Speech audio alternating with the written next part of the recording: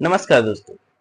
आज का जो केस हम एक्सप्लेन करने वाले हैं उसमें देखेंगे किस तरह से महज 12 साल की लड़की को कली से फूल बना दिया जाता है, वो भी दवाइयों की मदद से, और वो भी इसलिए ताकि शेखों को परोसा जा सके, शेखों के सामने उस लड़की को पेश किया जा सके और उससे अच्छी खासी रकम कमाया जा सके। तो आखिरकार इस केस की सच्चाई क्या है और आखिरकार वो लड़की है कौन, जानेंगे वीडियो के आगे। तो दोस्तों, आगे बढ़ने से पहले आपसे हम्बल रिक्वेस्ट करना चाहेंगे, अगर अभी तक आपने मेरे चैनल को सब्सक्राइब नहीं किया है तो प्लीज कर लीजिए ताकि आपको ऐसे वीडियो देखने के लिए मिलता रहे। तो चलिए दोस्तों, वीडियो को स्टार्ट करते हैं। दोस्तों, यह कहानी है महानगरी मुंबई की, जहां पर दीनदयाल नाम का एक आदमी रहता था जो कि मूल रूप से उत्तर प्रदेश का रहने वाला था, लेकिन रोजी रोटी के लिए वो मुंबई में बस गया था अपनी फैमिली के साथ। उसकी फैमिली में उसकी बीवी और उसकी बेटी, जिसका नाम मेघना था, वो रहा करते थे। उसकी जो बीवी होती है वो घर घर में जाके काम किया करती थी, और जो दीनदयाल होता है वो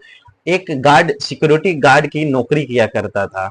और उसकी जो बेटी मेघना थी वो घर से थोड़ा ही दूर पे एक स्कूल था, स्कूल में वो पढ़ा करती थी। वो पढ़ाई लिखाई में बहुत ही अच्छी थी, होशियार थी और देखने में भी काफी खूबसूरत थी।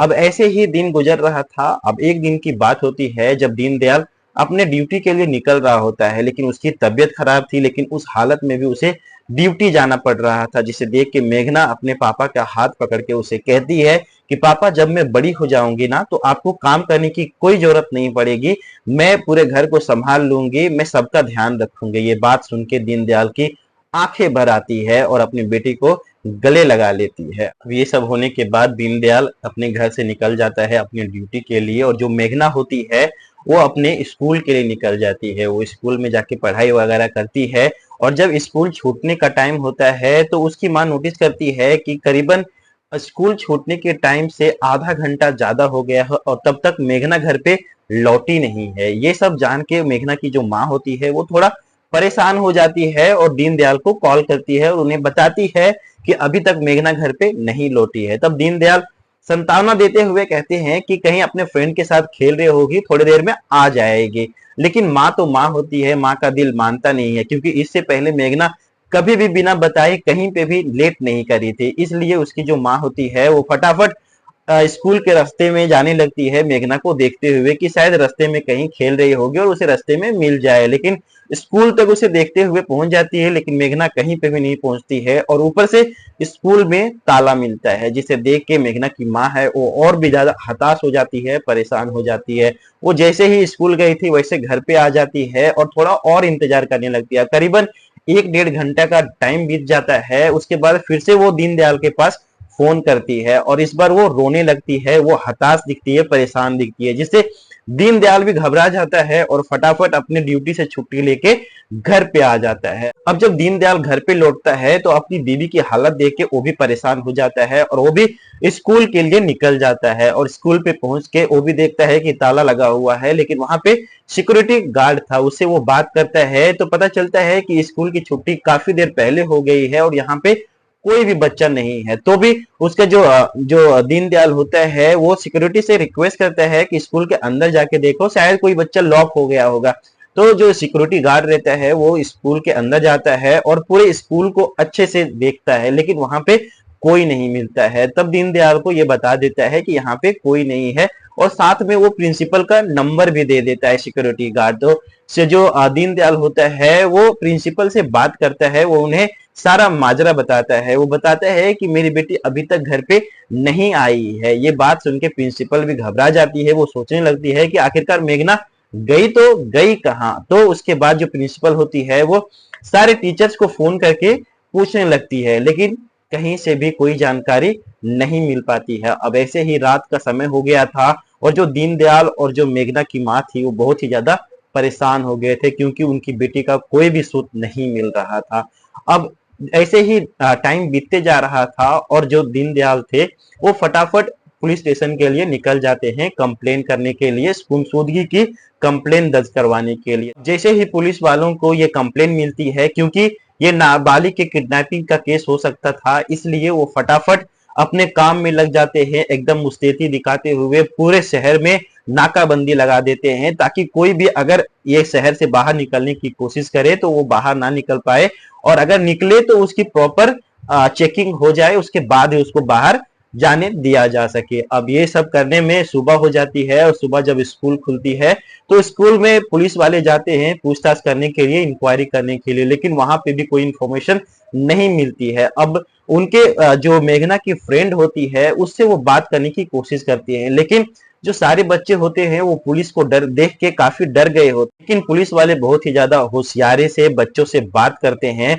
बिना किसी को डराए हुए। उसमें से मेघना की एक फ्रेंड होती है, वो मेघना के बारे में बताती है। वो बताती है कि मेरे साथ ही मेघना वॉशरूम के लिए गई हुई थी, लेकिन मैं तो क्लास में आ गई थी और मेघना को शिवानी दीदी बुलाई थी। अब ये शिवानी जो होती है वो एक एनजीओ के तहत मिड डे मील बच्चों को दिया करती थी, उन्हें खिलाया करती थी, वही थी। अब जो शिवानी का नाम यहाँ पे सामने आता है तो पुलिस वाले शिवानी को ढूंढने लगते हैं, उसे पकड़ने के लिए उसके ठिकाने पे पहुंच जाते हैं, लेकिन एज एक्सपेक्टेड जो शिवानी होती है वो वहां से भाग गई होती है, अपना बोरिया बिस्तर लेके, अपना सारा सामान लेके वहां से गायब हो चुकी होती है। अब पुलिस वाले फिर से जीरो पे आ जाते हैं, जहां से उन्होंने इन्वेस्टिगेशन को स्टार्ट किया था वहीं पे आ गए थे। अब उनके पास सिर्फ शिवानी नाम था और इसके अलावा कुछ भी जानकारी नहीं था।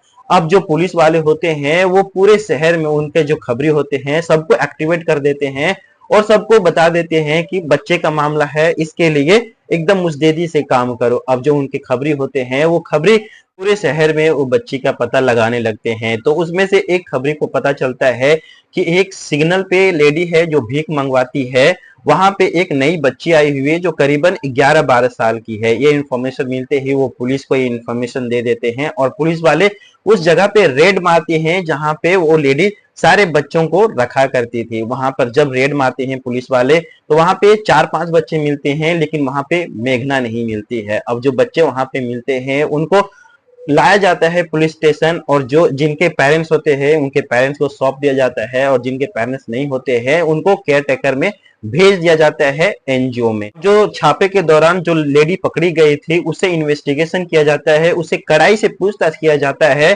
तो वो लेडी बताती है कि उसके पास राजू नाम का लड़का बच्चों को लेके आया करता था, लेकिन राजू दिखता कैसा है वो लेडी को भी पता नहीं होता है। बहुत तुड़ाई की जाती है लेकिन फिर भी वही बात पे अड़ी रहती है कि मैंने राजू को अभी तक नहीं देखा है, सिर्फ मैंने उसका नाम ही सुना है और वही हम लोग के पास बच्चे लेके आता था।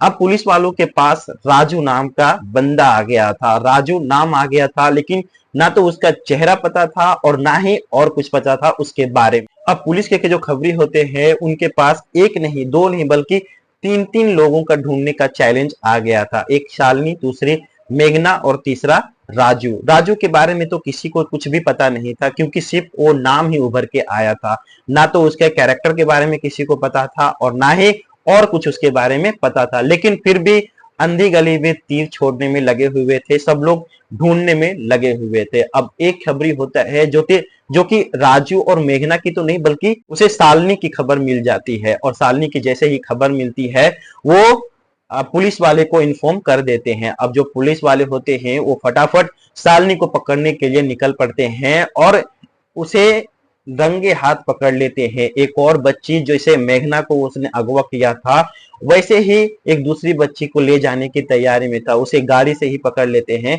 और बच्ची को रेस्क्यू कर लेते हैं और शालिनी को धर दबोचते हैं। अब शालिनी के एड्रेस पे छापा मारा जाता है तो वहां पे करीबन 3-4 बच्चियां और मिलती है जिसे बचा लिया जाता है और साथ में वहां पे एक मिलता है मोबाइल। मोबाइल के अंदर बहुत सारे ऐसे डीलर्स के नंबर थे जो बच्चों को खरीदा करते थे, वो सारे लोगों को कॉल करके कॉल ट्रेस करके उनको पकड़ा जाता है, लेकिन अभी भी मेघना का कोई भी पता नहीं चल पाया था। अब जो शालिनी होती है, शालिनी से इन्वेस्टिगेशन किया जाता है, उससे पूछा जाता है कि आखिरकार मेघना है कहाँ।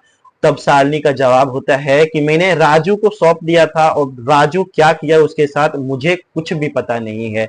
ये सुनने के बाद पुलिस वाले शालिनी को बहुत तोड़ते हैं, लेकिन फिर भी शालिनी इसी बात पे अड़ी रहती है। अब राजू एक क्वेश्चन मार्क बन गया था, एक पहेली बन गया था जो पुलिस वालों को अभी सुलझाना था। अब पुलिस वाले को उड़ते उड़ते एक खबर मिलती है उनके खबरे के द्वारा कि मेघना शायद हैदराबाद में है। अब ये खबर मिलते ही पुलिस वाले कोई चांस नहीं लेना चाहते हुए वो फटाफट हैदराबाद पुलिस को इत्तला करते हैं और हैदराबाद के लिए मुंबई पुलिस निकल जाती है और कुछ ही देर में हैदराबाद वो पहुंच जाते हैं और पूरे शहर में मेघना के फोटो को घुमाया जाता है। सारे ऑटो वाले, टैक्सी ड्राइवर, जितने भी लोग वहां पे मिल रहे थे, सबसे पूछा जाता है। अब पुलिस वालों की मेहनत रंग लाई थी क्योंकि एक ऑटो वाले ने मेघना को पहचान लिया था। ये कंफर्म कर दिया था कि मेघना हैदराबाद में ही है क्योंकि कुछ दिन पहले ही वो ऑटो वाले ने मेघना को एक एड्रेस पे छोड़ा था। उसके साथ दो लोग थे जो उसके पेरेंट्स बता रहे थे। मेघना जब ऑटो में थी तो वो बेहोश थी। जब ऑटो वाले ने उससे पूछा था कि इसको क्या हुआ है, तो अपने आप को जो पेरेंट्स बता रहे थे वो बताते हैं कि ये अभी बेहोश है, मैं इसे हॉस्पिटल से इलाज करवा के ला रही हूँ। अब जब पुलिस वाले को इतना बात पता चलता है तो ऑटो वाले को थोड़ा और सोचने के लिए बोलते हैं और पूछते हैं कि आखिरकार तुमने उन्हें कहाँ पे ड्रॉप किया था, वो एड्रेस बता दो। अब क्योंकि जो ऑटो वाला था वो करीबन 15-20 दिन पहले ही वो लड़की को एक एड्रेस पे छोड़ा था, इसके लिए उसे धुंधला धुंधला याद था लेकिन कंफर्म उसको याद नहीं था। लेकिन अब जो ऑटो वाला होता है वो बहुत ही ज्यादा दिमाग पे जोर देता है और आखिरकार उस जगह पे पुलिस वालों को पहुंचा देता है जहां पर मेघना को उसने ड्रॉप किया था। अब उस एड्रेस पे, उस घर पे जब पुलिस वाले रेड करते हैं तो वहां पे एक औरत और उसके साथ 4-5 बच्चे मिलते हैं। अब उन सारे बच्चों को रेस्क्यू कर लिया जाता है, बचा लिया जाता है और वहां पे जो औरत मिलती है उसे पुलिस स्टेशन लाया जाता है और उसके साथ इन्वेस्टिगेशन स्टार्ट किया जाता है। पहले तो वो कुछ भी बताने के लिए राजी नहीं होती है, लेकिन जब पुलिस वालों की डंडा पड़ता है, जब उससे कड़ाई से पूछताछ किया जाता है, उसकी तुड़ाई की जाती है, तो आखिरकार वो महिला टूट जाती है और वो सारा कुछ बताने के लिए तैयार हो जाती है। अब वो महिला बताती है कि आज राजू एक बच्चे की डिलीवरी देने वाला है, तो आप लोग वहां पे जाके उसे पकड़ सकते हो। अब पुलिस अपना जाल बिछा देती है और उस जगह पर जाके राजू का इंतजार करने लगती है आने का। अब जैसे ही राजू वहां पे आता है, सारे पुलिस वाले उसे धर दबोचते हैं और उसे पीटते हुए पुलिस स्टेशन में लाते हैं। अब जब पुलिस स्टेशन में लाते हैं तो जो राजू होता है वो सब कुछ कबूल कर लेता है, सब कुछ मान लेता है कि हाँ, मैंने ही शालिनी से मेघना को लिया था और मेघना को मैंने ही यहाँ पे लाया था। लेकिन अब उसे ये पता नहीं है कि मेघना कहाँ पे है, क्योंकि एक बार वो बच्चे की डिलीवरी दे देता है फिर उसके बारे में वो कोई भी सुध नहीं रखता है। अब ये बात पता करने के लिए उस औरत को फिर से तुड़ाई किया जाता है और तब वो बताने के लिए तैयार हो जाती है कि आखिरकार मेघना कहाँ पे है। मेघना अब ऐसे जगह पे थी जहां पे कई सारे शेख आते थे और वहां पे उनको लड़कियां दिखाई जाती थी और जो शेख को जो लड़की पसंद आ जाती थी तो उसके साथ वो रात बिताते थे। अगर वो लड़की उसे बहुत ज्यादा पसंद आ जाती थी तो उसके साथ निकाह करके उसे सऊदी अरब या फिर दुबई लेके चले जाते थे अपने साथ। अब उनके साथ वो क्या करते थे आगे वो तो भगवान ही जाने। और साथ में ये भी बताती है कि मेघना पिछले 3 दिन से वहां पे है और 3 दिन से वो शेख के साथ रह रही है और अब वो सऊदी अरब उसे लेके जाने वाला है। अब उसके डिटेल्स बता देता है कि उसका फ्लाइट कहाँ से है, उसके बारे में सारा इंफॉर्मेशन पुलिस को बता देती है। अब जब इंफॉर्मेशन मिल गई थी तो फटाफट बिना कुछ देर किए हुए उस एयरपोर्ट पे सारे पुलिस वाले अपना जाल बिछा के इंतजार करने लगते हैं उस शेख का आने का। अब वहां पे एक लग्जरी गाड़ी आके रुकती है जिससे शेख उतरता है और बुरखे में मेघना थी और मेघना वहां पे आ जाती है। अब जब मेघना को देखते हैं तो ये तो पहचान नहीं पाते हैं, लेकिन वो औरत जो थी वो पहचान लेती है उस शेख को और पुलिस वाले उसे धर दबोचते हैं और मेघना को रेस्क्यू कर लिया जाता है और उसे पुलिस स्टेशन लाया जाता है। अब जो शेख होता है, शेख पर इंटरनेशनल जो भी उस पर कार्रवाई हो सकती थी वो करते हैं और उसे फिर से दुबई डिपोर्ट कर दिया जाता है और वहां के पुलिस से रिक्वेस्ट करते हैं कि इसे सख्त से सख्त सजा मिलनी चाहिए। अब इस रैकेट में जो महिला और जो बंदे शामिल थे उन सारों को पकड़ लिया जाता है, हिरासत में ले लिया जाता है और सबके अगेंस्ट चार्जशीट तैयार की जाती है। इतनी तगड़ी चार्जशीट तैयार की जाती है कि न्यायाधीश के सामने जब इनको पेश किया जाता है तो सारे लोग दोषी पाए जाते हैं और सबको जेल भेज दिया जाता है। अब जो मेघना होती है, मेघना को मुंबई लाया जाता है और उसके पेरेंट्स से मिलवाया जाता है। जब उसके पेरेंट्स मेघना को देखते हैं तो पहले तो वो देख के शॉक हो जाते हैं, क्योंकि कुछ दिन पहले, कुछ महीने पहले उसकी जो बेटी थी वो बच्ची थी, लेकिन अब उसके बॉडी स्ट्रक्चर में बहुत ज्यादा चेंजेस आ चुके थे।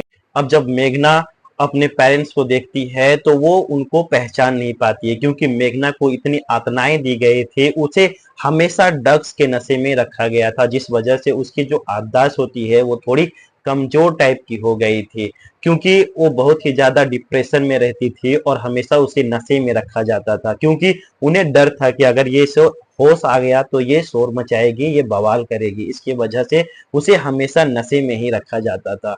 अब जब वो पेरेंट्स को देखती है तो सबसे वो तो पहले तो पहचान नहीं पाती है, लेकिन 2-3 घंटे के बाद, 4 घंटे के बाद जब उसे धुंधला धुंधला याद आता है उसके पेरेंट्स के बारे में, उसके पापा के बारे में, उसकी मम्मी के बारे में, तब वो अपने पेरेंट्स को पहचान लेती है और उनको गले लगा के एकदम से कपस कपस के रोने लगती है। और अब जो उनकी फैमिली थी वो पूरी तरीके से पूरी हो गई थी, क्योंकि मेघना के जाने के बाद उसकी जो मॉम थी, उसके जो डैड थे, वो एकदम से खाना पीना छोड़ दिए थे, एकदम से बदहालित में रहने लगे थे, एकदम से बुरी हालत में रहने लगे थे। लेकिन अब जब मेघना वापस आ गई थी तो यह लोग अब नॉर्मल जिंदगी जीने की कोशिश कर रहे हैं और मेघना के ऊपर जितने भी यातनाएं हुई थी वो सब उसे भुलाने की कोशिश कर रहे हैं और उसे जिंदगी नए सिरे से जीने के लिए प्रेरित कर रहे हैं। तो दोस्तों, इस केस में देखा किस तरह से एक जो आदमी था वो पैसों की लालच में एक फैमिली की पूरी जिंदगी उजाड़ के रख दिए थे। तो आखिरकार दोस्तों, आप इस केस के बारे में क्या सोचते हैं, आपका क्या राय है, कमेंट में जरूर बताइएगा। और अगर आपको ये स्टोरी इंफॉर्मेटिव लगी हो, अगर आपको अच्छी लगी हो, तो दोस्तों के साथ शेयर करके चैनल को सब्सक्राइब जरूर कर लीजिएगा। तो चलिए दोस्तों, मिलते हैं आपसे नेक्स्ट वीडियो में। तब तक के लिए thank you, take care and जय हिंद।